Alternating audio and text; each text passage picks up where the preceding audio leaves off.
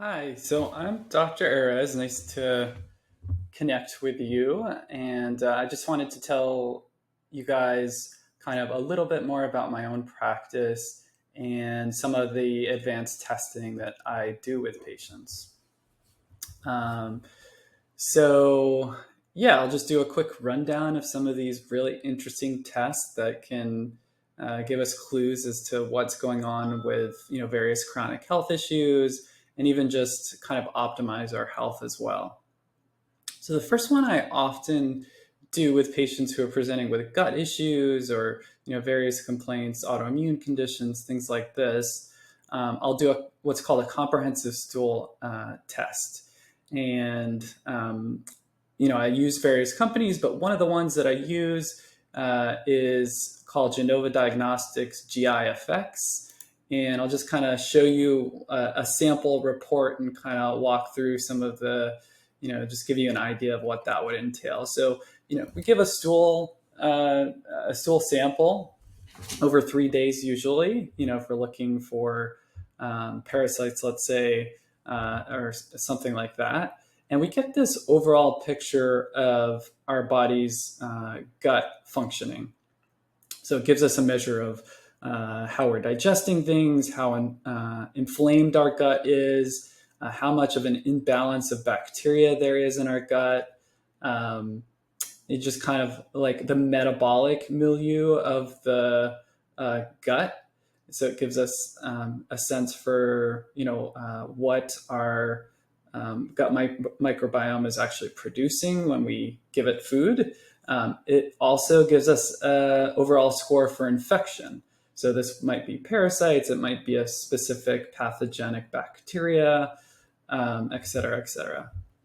So this is just an overall score, but we get really detailed, granular information about things like our pancreatic output here, or how we're digesting fats, our inflammation levels through these various markers like calprotectin and eosinophil protein X.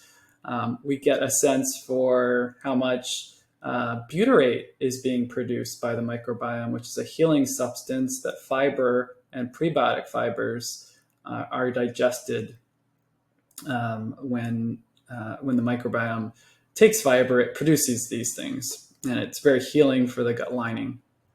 We might get a sense for, is there a big imbalance in the types and species of bacteria? And that oftentimes will clue us into specific imbalances that we can treat with supplements, vitamins, sometimes prescriptions. But oftentimes we can do it with, just supplements or change in diet or eating specific foods. For example, here you see, Akkermansia muciniphila. This is a really important gut bacteria that produces the mucin lining of our gut, and is very important for avoiding gut permeability issues. And so we can do things about this to really increase that. It also gives us a culture result, which is great. It looks at yeast. It looks at all of these parasites. So we might, and I do see parasites in some of my patients, and for example, blastocystis or Dientamoeba fragilis, those are sometimes found. It gives us culture results. And in particular, it tells us which, antifungals or natural antibiotics might be more or less likely to help with the particular imbalance of bacteria. So overall, it's a really useful test and one that I frequently do use with patients. So another one that I often do is called is hormone testing. And I use oftentimes something called the Dutch Plus, or if we're looking at, we want to know about the whole cycle or the whole menstrual cycle in a female, we might use the Dutch Cycle Map Plus. So same thing, let's take a look at kind of a sample report. And just to show you some of the detail here, we get a sense for all of their sex hormones, and a lot of adrenal hormones as well. So, if somebody is dealing with fatigue or chronic fatigue, or dealing with a lot of stress, or let's say insomnia, these are all things that we would, definitely want to know about to see if we could figure out what an underlying cause of their symptoms was, or is. And so here's a sample report of the Dutch Plus. Gives us a sense for where this patient is in terms of their estrogen, their progesterone, their testosterone. And so, especially progesterone might play a big role in people having sleep issues as they get closer to perimenopause or menopause. Testosterone, obviously, a huge impact on muscle growth, lean muscle mass, also libido. We get a sense for their cortisol or stress hormone production. So in this particular case, it looks like they have very low morning levels and kind of high daytime output, which could tell us that this patient is overproducing cortisol and is very stressed during the day. Sometimes we see a spike at night, and that can stop people from going to bed. And we use supplements and various treatments to try to improve that. And so it's a very, very useful test. We also get breakdown products of estrogen. And so this is a very important thing for women to know if they're overproducing certain types of estrogen that might be damaging, or might be put them at risk for certain diseases, especially breast cancer. So if we give somebody estrogen, this is definitely something I like to get, is to see where their estrogen is going. And we can, let's say they're overproducing a dangerous form of estrogen, we give them something to try to reduce that, oftentimes natural supplements. So this is overall a very, very helpful test. It's one that I often use with patients who are dealing with hormonal issues of various kinds, or also one that I use frequently with people who are dealing with trouble losing weight. We can get a lot of insights into why they might be having trouble losing weight through that particular test. Another test that I oftentimes will use in patients is advanced cardiovascular and metabolic testing. This looks at things like cholesterol and is way more advanced than what you would get, let's say, at your primary care doctor's office, just looking at LDL cholesterol, HDL cholesterol, total cholesterol, and triglycerides. So I use a company oftentimes called Boston Heart, and they have a whole panel of things we can pick depending on the patient's risk, and we can assess their cardiovascular risk in a way that we can decide how aggressive to be in their treatments, both dietary, supplement, and medication wise. So they have these tests that you normally wouldn't get, by your at your primary doctor's office. So, for example, we would get LDL particle number. This is a much more accurate way to look at LDL cholesterol.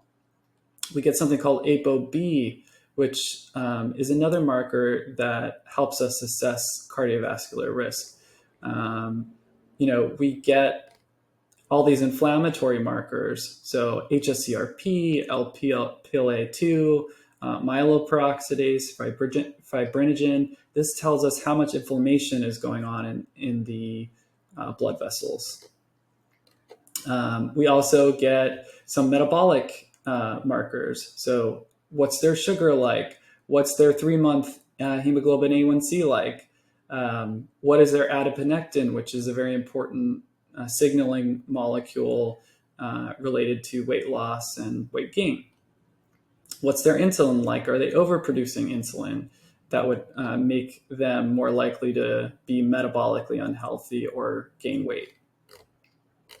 So these are all a very, very useful markers that we can use in patients. Another test that I may ask patients to get, depending on what they're looking for, is epigenetic testing or genetic testing. I don't just use what we call SNP testing, which just looks at a very small amount of the DNA. Oftentimes, I'll ask patients to do whole genome sequencing. And this gives us a way broader database of their genetics. And we can really look in detail at specific genetic tendencies that might be underlying some of their chronic conditions. For example, oftentimes I will look at somebody's histamine-related SNPs or histamine-related genetic polymorphisms. So these are genetic polymorphisms that might make somebody have a harder time digesting or metabolizing their histamine in their food. Oftentimes this leads to gut issues, bloating, reactions to food, trouble eating a normal diet. So this can be a really useful test for that. We might look at things like their methylation pathway, MTHFR, which is can be related to people's utilization of folate and what type of nutrients we give them. So there's this whole field of nutrigenomics, which kind of looks at how does the food that we eat affect our genes and vice versa. So that's another great way to get information about how we're functioning and oftentimes get to some of the underlying causes of some of the conditions that I treat. Another test that I may do with patients is called 16S RNA microbiome testing. So this is a very, very detailed look at the gut microbiome. So if we don't get enough information with a normal gut test, we might look at this detailed gut microbiome test that gives us additional information. So I'll just kind of show you what that might look like. As you can see, there is tons of data here, and this is basically looking at hundreds of classes of bacteria in our gut, and we really get a sense for if there's imbalances that might be leading to their symptoms. Whether it be an IBS patient or a patient with SIBO, or maybe a patient that has an autoimmune condition. There are certain imbalances in specific species and classes of bacteria that can be pushing them towards that autoimmune condition. And also helps us decide, what probiotics to give them, what prebiotics to give them, what should their diet look like to try to push them towards a more healthy balance of bacteria. Another test that I do oftentimes with patients is toxin testing. And we're exposed to toxins every day of our life. And it's definitely something that impacts us on a regular basis. So especially in some of these patients who, are dealing with this just chronic fatigue, and they've looked at, done multiple tests that have come back without any results pointing to a cause, we might do toxin testing to kind of look and see what they're being exposed to and see if that might be a trigger for their illness. So for example, this is one of the toxin tests that I tend to do. Are they being exposed to glyphosate through their food? Are they being exposed to a ton of parabens in the health and beauty products that they that they put on their skin or on their face? Are they being exposed to phthalates or plastics that are impacting them? Are they being exposed to triclosan, which is a antimicrobial that's put in a lot of soaps and hand washes and things like that. So this is a very detailed look at all of the toxins that they might be getting exposed to on a day-to-day basis. And there are things that we can do to improve their excretion. We give them certain nutrients that help with excreting these the particular toxins that they're being exposed to. So another test that I oftentimes will use is heavy metal testing. Again, let's say patients are having neurological complaints or chronic fatigue or autoimmune conditions. There's just so many negative consequences to heavy metals in our body. And sometimes we don't really know that we're being exposed to these. For example, you might be being exposed to cadmium in your protein supplements or your nutrition shakes, things like that. Or you might be exposed to lead in your chocolate if you're a big chocolate lover. So heavy metal testing, here's an example of heavy metal test that I do with patients. It's a tri-test, meaning of mercury. So it looks at mercury and not just at the blood, but also in the hair and the urine. So it's a very detailed breakdown of the mercury that we're being exposed to.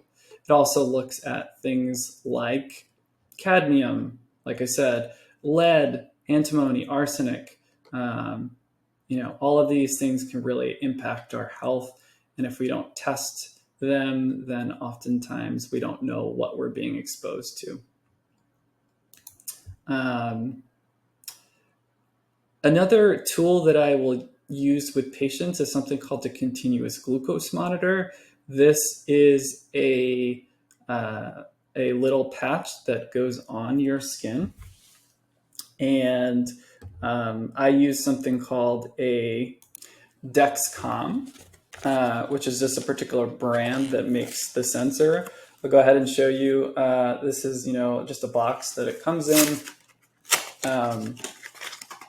And it's just a device that goes on your skin. And you gently insert it, let's say, into your arm. And it's a little patch the size of a quarter. And it sits there and it reads your blood sugar on a continuous basis and can tell us really detailed information about foods that might be spiking your blood sugar, if you're insulin resistant, if